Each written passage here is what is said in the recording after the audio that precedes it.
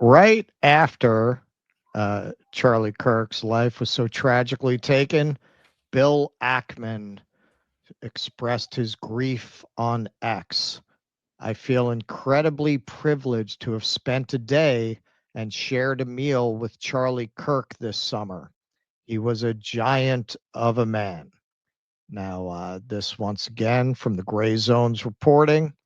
A month before Charlie Kirk's killing, billionaire pro Israel money man Bill Ackman arranged an intervention in the Hamptons, during which sources say he and others hammered Kirk for the conservative leader's growing criticism of Israeli influence in Washington. Kirk came away fretting about Israeli blackmail, sources say, as he contemplated a Catholic conversion.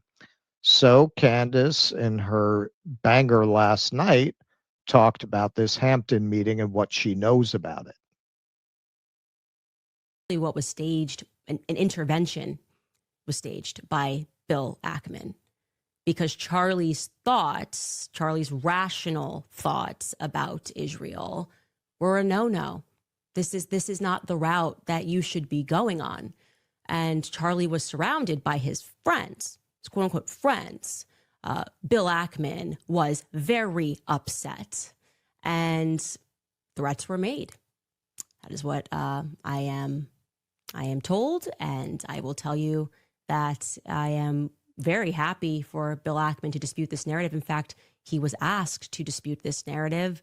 Max Blumenthal went out to him today, and Bill Ackman came back and said, I have receipts I can show you. And he did not provide the receipts. This is not how it went down. I know it went down this way. I'm waiting for one of them to go on record and to say that it didn't go down this way. It was at this time that Bibi Netanyahu was called and Charlie was invited to Israel. This was an under duress situation, I would say, because I've been in these situations before. When I again put it out there, Seth, Bill Ackman, and to the other individuals who I have not yet named, but who are going to be named later this week, who were at the Hamptons when Charlie was put under pressure, when Bibi Netanyahu called him and invited him to Israel, again, in a move that when it happened to me, and it wasn't Bibi Netanyahu, felt to me like a laced threat. I am inviting you guys, I will give you my platform, actually, to come clear matters up, to tell us what really happened, because, I think Charlie was definitely on the brink of changing some of his perspectives. And I can tell you factually, Charlie was praying the rosary. Charlie was going to mass. One of my last conversations with Charlie was me joking with him saying, just make the last step, okay? You are, I said specifically, you're too smart to be a Protestant. Just take the last step, Charlie. He says, ha ha. He was speaking about Mary. And typically when those steps start taking place, you stop referring to yourself, as I did, as a Judeo-Christian. Well, a lot of people think Bill Ackman, Netanyahu, and the rest of the crew did not like the sound of that, according to what she's saying Charlie Kirk was talking about. Now, she mentions other people who were there, and Max did a great job with Anya of listing the people who were at this meeting. So just quickly, just to look at some of the just miserable, grifting fucking freaks who are willing to do this job on behalf of Israel. These two really take the cake. Xavier DeRusso. DeRusso is employed by PragerU, the premier right-wing edutainment hub, targeting the minds of American youth. His boss, Marissa Straight, is a veteran of the Israeli Army's Unit 8200 Cyber Spying Division. A black, self-described former progressive, DeRusso now appears firmly in the pocket of right-wing Zionist forces. During his Israeli government-funded visit to a Gaza Humanitarian Foundation aid hub inside Gaza, DeRusso falsely claimed the United Nations and Hamas were to blame for the hunger sweeping the local population. Quote, If I were Israel, I wouldn't even provide matching socks to Gaza. But here's all the aid that y'all claim doesn't exist, he said in an Instagram video filmed in front of boxes of aid blocked from entering Gaza. Instead of Hamas distributing the ramen noodles, Du Russo continued, their leaders are eating it all, and that's why they're on Ozempic. These are the jokes, people. Du Rousseau vigorously defended his close friend, podcaster Emily Wilson, after she stated that, quote, if everyone in the state of Alabama wanted the return of chattel slavery, go ahead. Why do I give a shit? Now we thought it was bad when Patel goes out there and starts talking about Valhalla. I mean, that is really this is, when Barry Weiss went up there and told a conservative audience, I know many of you don't approve of my marriage, but you're my people. I thought that was pretty self-abasing. I thought that was incredible that you would degrade yourself that way. But he topped her, man. Wow. How much do you have to hate yourself to defend somebody who said something like that? Amazing. Um, and who is she? Who is this winner? Emily Wilson, aka Emily Saves America. Wilson is a Los Angeles-based, self-described libertarian podcaster and social media influencer with over 500,000 followers on Instagram. On September 9th, she recalled on Twitter X how, quote, a huge black guy robbed her when she was 13. I hate to say it, but things like that just change the way you see certain people. After that, I always thought, oh, you guys just hate me, she reflected. This month, she and Du Rousseau recorded a podcast in which they framed pro Palestine activist Greta Thunberg's hairstyle as evidence of her being slow and short bus. Quote, I don't hang out with anyone really less attractive than me, Wilson stated in a separate appearance. All right, so look at these people. Look at these people. This is what you have to remember, and I've mentioned this a few times being backstage at some of these kinds of events like Rescue the Republic. Remember, most of the people back there, they're not really talking about causes because they're not activists. They're people trying to build an influencer business. What they're talking about are subscriptions, they're talking about networking, they're talking about cross promotion, they're talking about appearing on each other's channels. And then you have people who want to be these people. And this is what you have to remember.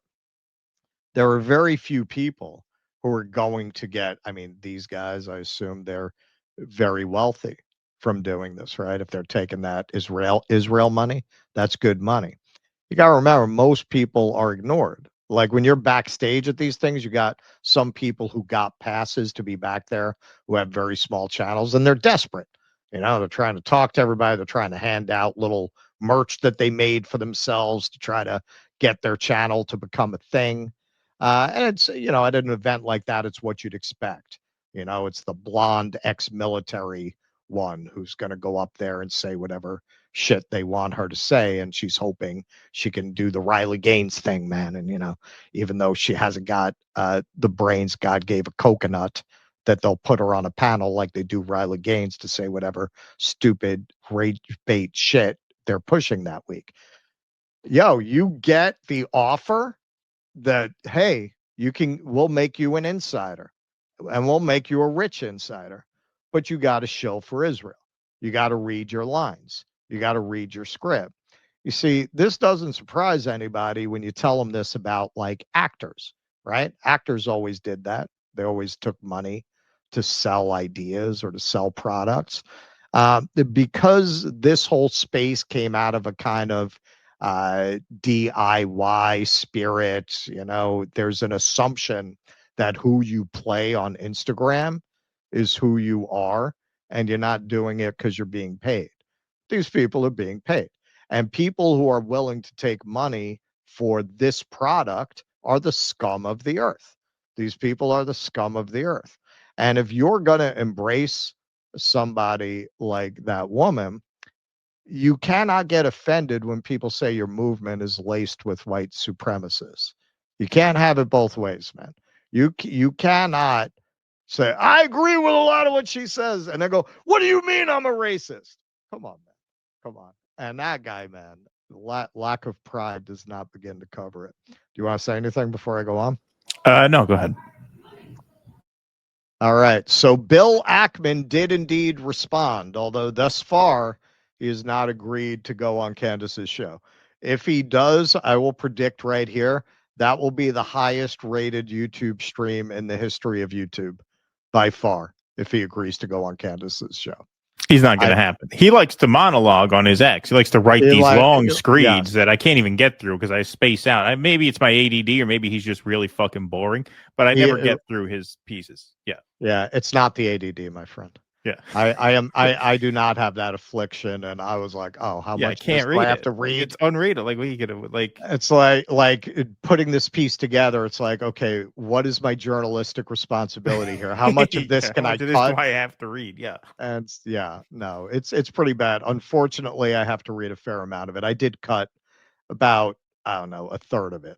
So this is the beginning. So this will only take a half an hour, folks. This will only take folks. If you got to take a dump, now would be a good time.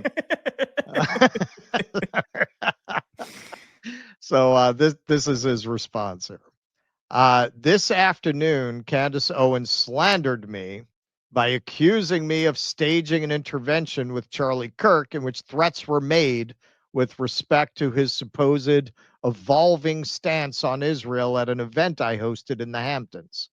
Candace also intimated that I blackmailed Charlie. On the show, Candace said that she would be very happy for me to dispute this narrative. While it pains me to drive more traffic to her program, I am responding here to clear my name.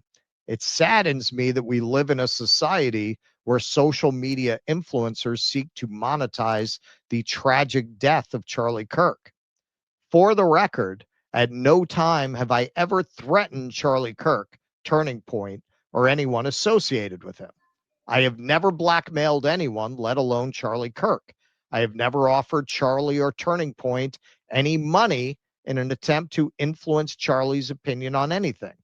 In fact, my interactions with Charlie Kirk have been extremely cordial, albeit limited, regretfully so, as I was very impressed by him and his work, and I will sadly never see him again. All right, so he goes on for way too long. He basically does a whole Tolstoy novel about the back and forth they had, basically saying that Charlie had the idea of having an army of young Charlie Kirks who could go out and cover more territory and expressing that there was a hunger for that. And he says they had Zoom meetings and went back and forth and came up with the idea of having this meeting in the Hamptons, basically to explore this idea of how to build up Turning Points USA and maybe create other people to go out and do what he does with debating on college campuses. That's what he claims they talked about, essentially.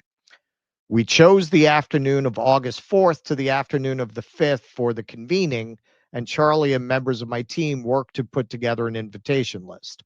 I offered to host the sessions in Bridgehampton and cover the costs so that I could attend some of the sessions as I was working from there at that time. Charlie sent out the invitations and about 35 or so influencers accepted. Charlie estimated that the influencers who attended collectively had more than 100 million followers. Charlie and Turning Point put together the agenda for the meeting, and the topics were the economic future of America, the cultural landscape of dating and marriage. It'd be pretty funny if Emily there winds up married to the black guy who's defending her. That would be pretty interesting. Rousseau, yeah. Rousseau, yeah. The convergence of East and West, Mamdani, the new threat to America. Charlie asked me to moderate the economic future discussion, which I did, and I thereafter hosted a Q&A session with the participants. The convergence of East and West included a discussion of immigration, value systems, and the U.S. approach to foreign policy in Israel. While I had wanted to attend the convergence panel, I had a board meeting that conflicted with this session. Those that attended this session said that the Israel discussion was similar to the other sessions, with the attendees expressing varying points of view, as well as explaining the views of their followers. Some participants were critical of Israel and U.S. support for Israel, and others were supportive. We were just rapping. We were just having a rap session. The sessions were punctuated because Zionists are known for their toleration of dissent. The sessions were punctuated by meals. I attended one group lunch and a group dinner where I sat with Charlie and the others. I found the sessions I attended interesting, and I really enjoyed meeting the influencers. Apparently, this man has never heard the words brevity is the soul of wit. It gave me considerable perspective on what is on the mind of young Americans on a wide range of issues. And then we had baked beans. They were very tasty baked beans. I detected a bit of pine smoke in them, which is an unusual recipe common to Maine. It just goes on and on. At the end of the event, I sat with, and this is after I cut most of it. At the end of the event, I sat with Charlie and members of my team, and we discussed the events of the convening. Charlie believed that he had identified a number of potential Turning Point ambassadors who could launch open mic events on campus, and that he would follow up with them. We agreed to keep in touch thereafter. We corresponded by text thereafter over the next few weeks on a range of topics that did not include Israel. Oh, right, sure. And the next thing I knew, he was gone. In short, this was not an intervention to blackmail Charlie Kirk into adopting certain views on Israel. It was nothing of the sort. All right, you can come back from the John. Took me up on that invitation to relieve your bowels during that. Okay, so this is Andrew Colvette, a producer who worked with Turning Points, kind of backing up Bill Ackman's story, although to be clear, this came out before the Ackman tweet. I have been asked about the Bill Ackman event more than a few times now, so I asked our staff who were traveling with Charlie to find out what's true and what's not. His team was with him, quote, 100% of the time when he wasn't in his hotel room. Here's what they told me. Bill never yelled at Charlie, never pressed him on Bibi, never gave him a list of Charlie's offenses against Israel. There was concern raised about having Tucker at SAS. We don't believe this came from Bill. And Charlie's reply was, quote, honestly, people telling me not to have Tucker makes me want to have Tucker, and I'm going to lock him in for AmFest 2. Charlie personally told me he had a very cordial relationship with Bill, and the event was productive. Those are the facts. So I want to be fair and include that. So is somebody else who's claiming nothing to see here? There's only one problem. This video. And the fact that Candace Owens, I mean, I suppose Zionists would say she's a liar, but she clearly had a personal relationship with him and is describing this based on not hearsay, but conversation she had with him. But here's Ian Carroll again. And Max has multiple sources for his article describing the same dynamic. Like, yes, multiple people he doesn't saying the same thing. firsthand have knowledge of it. Candace Owens firsthand talked to him about this. But of course, Max is a first-rate reporter. I'm sure he didn't just talk to the guy who worked as a men's room attendant at a Turning Points conference. No, it's based on sources. 5 people close to him. Yeah, that's what I mean. Right. Yeah. So it's Ian Carroll, well sourced. Yes. Ian Carroll says, so that's what he meant in this interview with Megan. This was a response directly to Bill Ackman. So that's what he meant in this interview with Megan, that everything was all good. Glad you explained that, Bill. And this is shared out over Harrison H. Smith's now tragically prophetic tweet from August 13th. I'm not going to name names, but I was told by someone close to Charlie Kirk that Charlie thinks Israel will kill him if he turns against them. Okay, so let's take a look at some of that. Behavior by a lot, both privately and publicly, are pushing people like you and me away. Not like we're going to be pro-Hamas, not like we're going to, but we're like, honestly, the way you are treating me is so repulsive. I have text messages, Megan, calling me an anti-Semite. I am learning biblical Hebrew and writing a book on the Shabbat. I honor the Shabbat, literally the Jewish Sabbath. I visit Israel and fight for it. And there's another article out in the Times of Israel today. I could read it on air. I was just reading before I got on. Charlie, what are you doing? Like, what am I doing? I'm sorry. Like, let's just take a step back here. Like, I'm an American citizen. Yes, I want Israel to win. Yes, I'm a Christian. But like, some of the mess, and you've seen how I've been treated, Megan, by some, not all, by some. No, it's very irritating. It's been so unfair. They were coming after you after Turning Point for, among other things, that you had Dave Smith there. Dave Smith is allowed to criticize Israel. You had both sides. The Israeli side was overrepresented. Though. No, you're not allowed to. It's even worse than that. Again, I just want to repeat for the 5th time. I love Israel. I want Israel to win. But my moral character is now being put into question, Megan. Not my decisions. Not like, hey, are you doing this? Is it smart or is it dumb? But no, I am a bad person if I do this. And I could go, I mean, you saw it, Megan. It was trending on Twitter, thousands of tweets and text messages. And if I were to be charitable and generous, I will say the people that are attacking me are in a hyper paranoid state because they're at war, and war tends to make things black and white, and you're a hammer looking for a nail. So I'm trying to be charitable, Megan. Literally, I'm trying to cut as much slack as I can, right? Like, okay, what would it be like if all of a sudden I'm starting to see a pattern of behavior similar to what my grandparents saw in 1930s Germany online? How would I behave? So that's like my charitable kind of overcompensation spirit. At the same time, I'm like, but it's not defensible to be dumb, right? Yeah. So, and it's offensive. It's offensive to those of us who have been out there defending them in many instances against critics on our own side. And now you have a couple of comments like, well, what about this? Well, has it gone on too long? Like, is it time to wrap it up? And the thing about Epstein is just so bizarre. I don't know who he was an agent for. It might have been Israel or an asset, or it might have been nobody. Yeah. But we're allowed to speculate about that. It's there's some rule. You can't go there when it comes to Israel. Yeah. Well, you and I believe that we're Americans and Americans first, period. End of story. We are citizens of this nation, okay? That's right. Israel, we have funded, we have supported, and they're up against a sea of Islamic totalitarianism, and we should be cheering for them, right? Because they're up against barbarians and monsters, and we want them to win.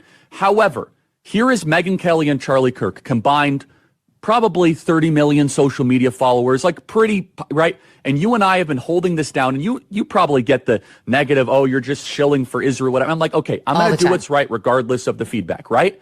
But then all of a sudden, like, I host a person that I moderate the debate of, mind you, right? And I give equal time to Josh Hammer, equal time to a pro-Israel advocate, and my moral character is being put into question. And so I think it's a hyper paranoid, like, we're just going to try to, we're going to just stamp out everything type of practice. But it goes to the point where, if, for example, if I have less ability sometimes online to criticize the Israeli government without backlash than actual Israelis do. And that's really, really weird, isn't it, Megan? And this is supposedly after that Hamptons meeting. Right after. Does this seem like a guy who just had a nice little powwow with Bill Ackman and these Zionist influencers? Or does this seem like somebody who was pressured, who feels threatened, who's at his wit's end, who feels at the end of his rope? He's clearly very upset.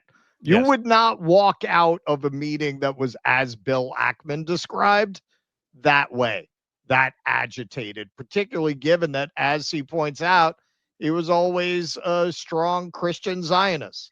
So what upset him so much? It's not like them saying you should support Israel would upset him. It has to be more than that. No, they're lying. More than that. They're lying about the meeting, of course they're lying. Obviously. So Candace responded, let's clarify. 1, check your ego. I do not need you to make my platform bigger. She certainly does not. That's a pretty stupid accusation in her case. Don't confuse your mysterious wealth with influence.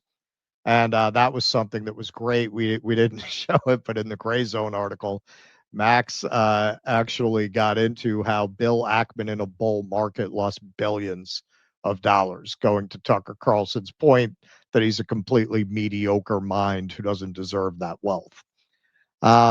You were contacted with plenty of time to respond with your receipts, and did not.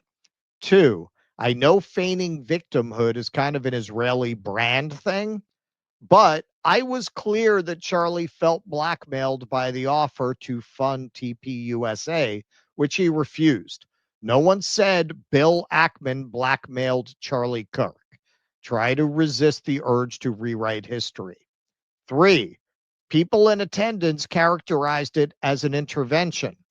Josh Hammer and Seth Dillon, according to attendees, were especially disappointed that Charlie expressed his frustration with Bibi Netanyahu and what would happen if he publicly criticized him. 4, nothing else in your overly worded response. Thank you, Candace. Yes. You think it was hard to read it quietly to yourself. Try reading it on the air, which I guess you'll do at some point. Nothing else in your overly worded response disputes that Charlie was pressed by you and others about his viewpoints on Israel and about Tucker Carlson or Bibi's phone call. Try to stay focused and answer the questions.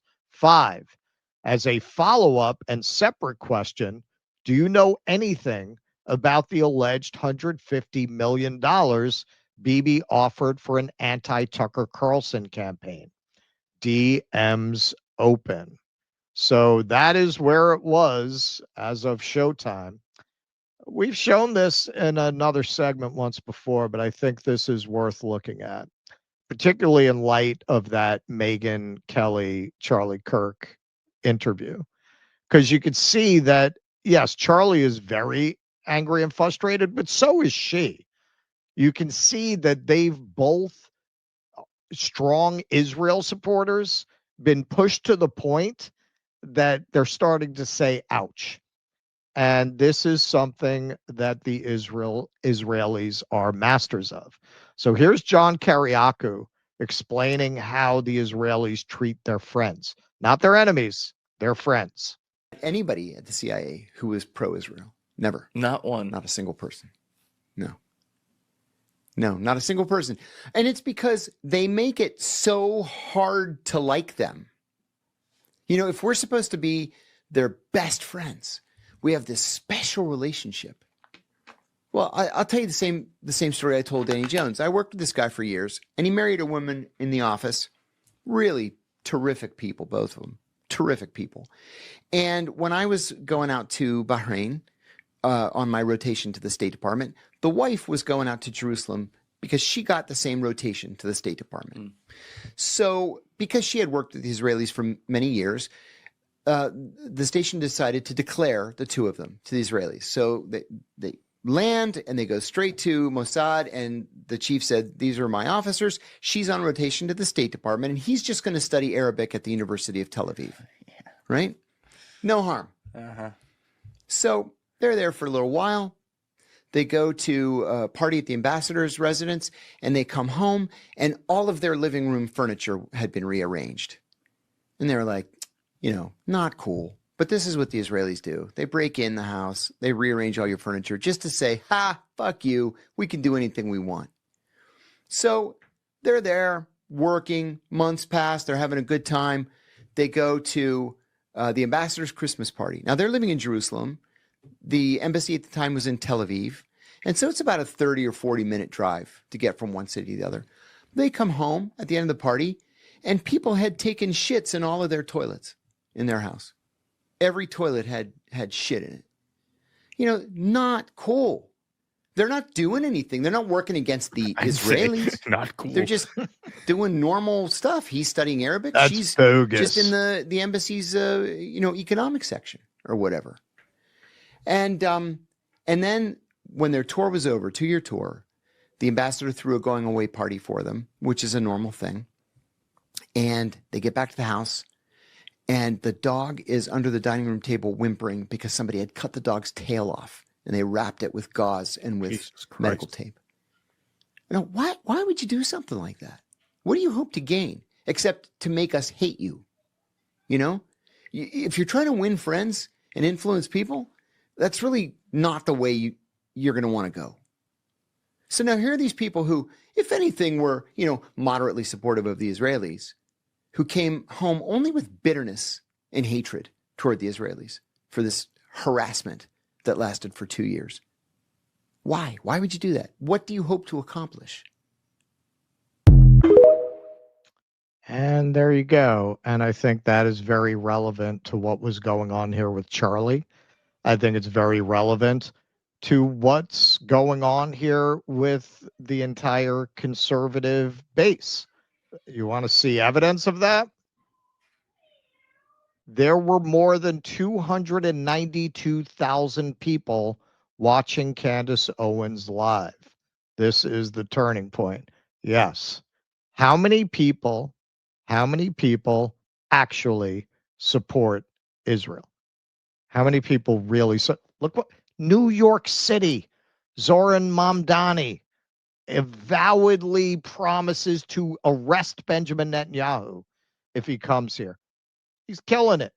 The latest polls show even if Adams drops out, he would beat Cuomo by a convincing margin. If that's New York City, what support does Israel have in general? Most people were at best lukewarm about it. An ongoing genocide for almost 2 years now, in which they have clearly shown the extent of control through a combination of legalized bribery and blackmail they have over our politicians, has finally taken the blush off the rose. And if you look at the overall MAGA movement, I always said this, that they were just going along with it because the God King wanted them to. And even when we had Greg Foreman on, he kind of presented it, the black conservative, as that's the price. That's the price of admission to MAGA. Yeah, it's fucked up. We don't like it. But, even you're not going to find somebody who was more supportive of the overall MAGA project. And yeah, he saw it as like an unfortunate pill you have to swallow for all this other stuff that you want. The pill got too big with this. This was it. It was building in that direction. We don't know if Israel is behind it, but this is the worst thing that could have happened. I don't think there's any getting the narrative back on their side at this point. No, and the irony is you have a lot of people saying after Charlie Kirk's murder how the legacy of Turning Points is going to live on and be bigger, and that may very well be the case. This may be the character of it, right? If you have if this gets exposed, forget about if they killed him. Obviously, that's significant from a legal perspective, and obviously there's got to be justice for what happened to him. Obviously, but even if their hands are not on the crime itself, the idea that they put this kid through fucking hell in the last 2 months of his life over this issue and tried to exert this amount of influence and cause this level of stress, that is going to make the pro-Israel movement look really bad because it's going to expose the lie that support for Israel is manufactured. So at this point, whether they did it or not, it's worth pursuing exactly what happened anyway in terms of Charlie Kirk's state of mind and his evolution on the issue, and how that evolution was pushed in some ways and pulled in other ways, if that makes sense. Please clap.